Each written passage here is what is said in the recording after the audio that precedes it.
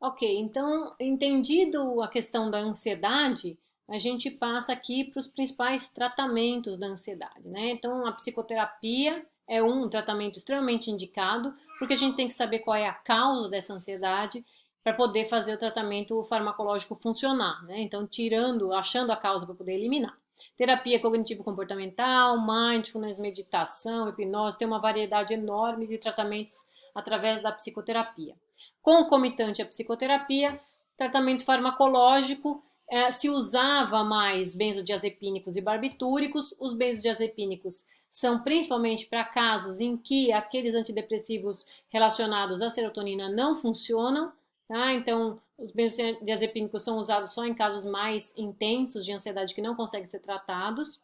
Os barbitúricos estão em completo desuso, são extremamente perigosos, então não se usa mais. Antagonistas beta-adrenérgicos são utilizados também para controle dos sintomas físicos, então extrema atividade cardíaca, sudorese. Então o tratamento é feito através de agonistas beta-adrenérgicos. E os antidepressivos mais comuns, que são os agonistas de receptor de serotonina ou os inibidores de recaptação de serotonina, são também indicados para tratamento da ansiedade. A psicose é uma outra condição, né, em que o indivíduo começa a relatar um estado de alucinação, estado de não estar numa realidade normal. Ele tem ausências e alucinações que não só são visuais, mas muitas alucinações auditivas, que levam a uma situação de comportamento totalmente incoerente com a realidade. Então ele relata que está sendo perseguido, que todo mundo fala com ele ou não quer mais andar com ele numa situação em que não existe nenhum tipo de perseguição ou de discriminação em relação ao indivíduo. E aí tem duas teorias principais em relação às psicoses, né, que têm sido relatadas na clínica. Geralmente, a neuroquímica mais relacionada à psicose está relacionada à dopamina, a uma quantidade excessiva de dopamina sendo produzida. Tá? As causas mais comuns são fatores genéticos, perturbações mentais como esquizofrenia, né, distúrbio bipolar, podem levar também à psicose, privação de sono e condições médicas, como alguns casos de trauma ou situação pós-parto que faz uma disfunção do balanço de neurotransmissores cerebrais. Algumas drogas também podem causar psicose, mas apenas em indivíduos que já têm predisposição ou já sofrem de esquizofrenia. Tá? Bom, segundo a teoria dopaminérgica, os níveis de dopamina estariam alterados. Então, os tratamentos são relacionados a atividades sobre receptores D1 e D2 de dopamina. Né?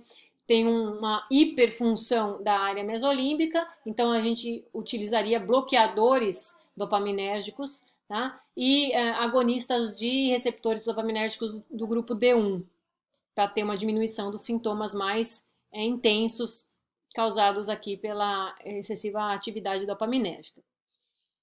A outra teoria é a teoria serotonérgica, concomitante ou não com a teoria glutamatérgica. Então, a teoria serotonérgica diz que os antipsicóticos devem bloquear o sistema serotonérgico, que vão diminuir os efeitos alucinógenos da psicose. Junto com o tratamento da questão dopaminérgica, eles funcionam. Somente tratar os níveis de serotonina não ajudam completamente, diminuem os efeitos, mas ainda persiste, principalmente aqueles que estão relacionados à esquizofrenia. A teoria glutamatérgica já envolve os receptores NMDA, porque estão muito relacionados a alucinações. Também diminui a questão das alucinações, mas não trata a principal via, que é a dopaminérgica. E aí vou falar rapidamente aqui sobre as principais drogas psicotrópicas que a gente usa, né? Álcool, cigarro e cafeína, são as drogas listas que a população em geral usa de forma indiscriminada.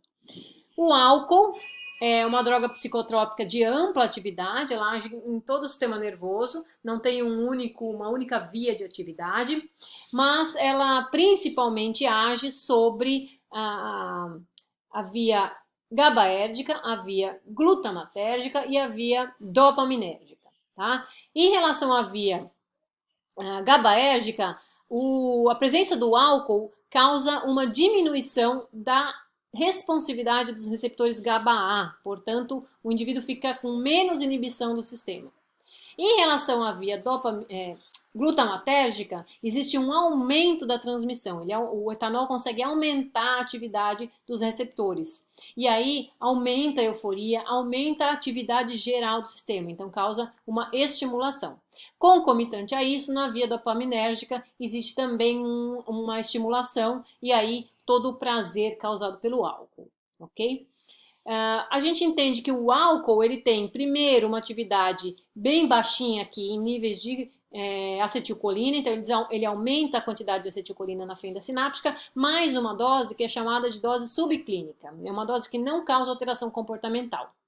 A partir da dose aumentada, ele já age na dopamina e no GABA, então já começa a ter percepção de prazer e diminuição da estabilidade do sistema, então todo o relaxamento causado pelo aumento do GABA aqui.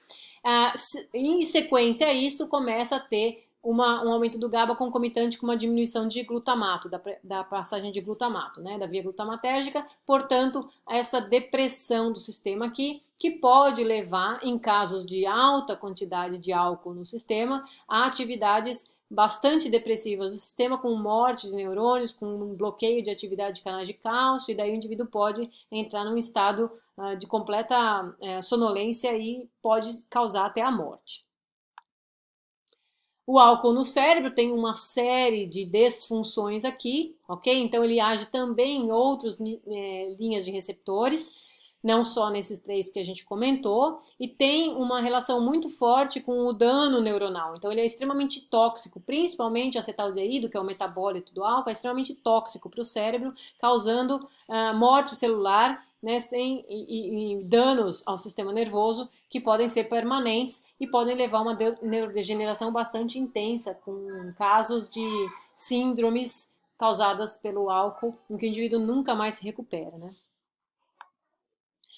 No caso da cafeína, né, a gente tem uma série de alimentos que contêm cafeína, mas o café é o principal deles, né, e daí o nome da cafeína, ela está relacionada à atividade de adenosina.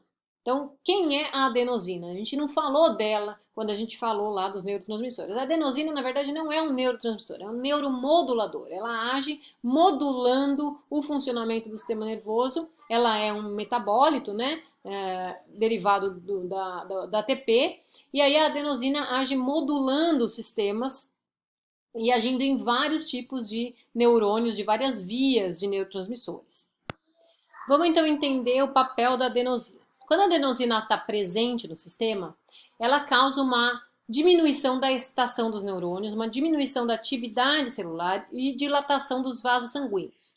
A adenosina ela vai sendo produzida de acordo com a atividade celular. Então, quando você está descansado, o indivíduo acabou de acordar, ele tem uma baixa quantidade de adenosina. Conforme ele vai tendo atividade no sistema nervoso central, vai aumentando a atividade ao longo do dia, ele vai acumulando adenosina. E a adenosina, então, vai se ligando aos receptores adenosinérgicos, fazendo uma diminuição da atividade, para chegar num momento do dia em que a atividade já está tão bloqueada que o indivíduo começa a desempenhar a percepção de sono, de necessidade do repouso, para a remoção da adenosina. Então, leva a uma condição de sono. Quando a gente ingere cafeína, a cafeína se liga no mesmo receptor e bloqueia a atividade da adenosina, não deixa a adenosina funcionar como uma inibição de atividade.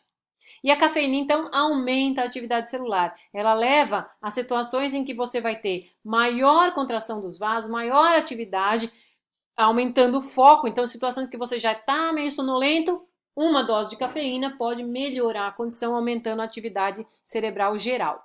Maior excitação de neurônios, principalmente na região hipofisária, levando também a atividade suprarrenal, então com adrenalina no sistema. Portanto, a cafeína gera um aumento de atividade geral do sistema, não só o sistema nervoso central, mas o circuito sistêmico completo. Tá? A nicotina, ela age de uma outra maneira. Então, a nicotina, como a gente já falou lá para trás, ela recebeu esse nome, o receptor nicotínico recebe esse nome por conta da própria nicotina, né? Age nos receptores colinérgicos, nicotínicos, receptores ionotrópicos na região central, né?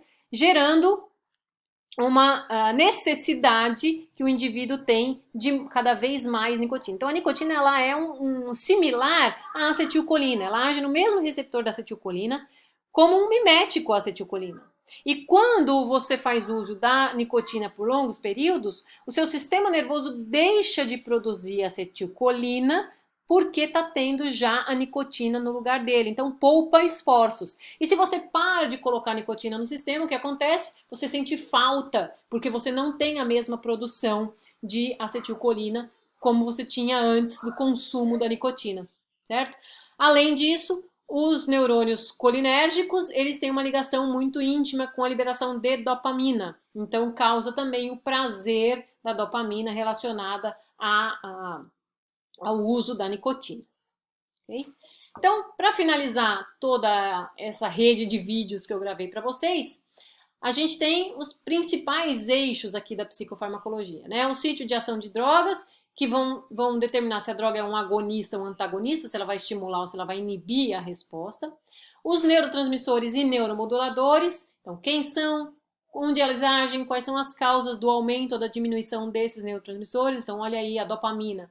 Em aumento, ela causa uma sensação de prazer, mas se ela estiver extremamente aumentada, ela pode causar psicose, né? Os psicofármacos são drogas que agem nos mesmos sítios dos neurotransmissores, fazendo a modulação, né? Ou recuperando uma situação de baixo funcionamento ou melhorando a condição quando a droga está excessiva na fenda, então inibindo. Os psicoativos mais comuns são as drogas chamadas drogas recreativas, que são aquelas de uso comum, mas que causam dependência, que levam à tolerância, que levam a situações de abstinência bastante graves. E aí eu quero saber de vocês, o que é tolerância, o que é dependência, o que é abstinência de uma droga?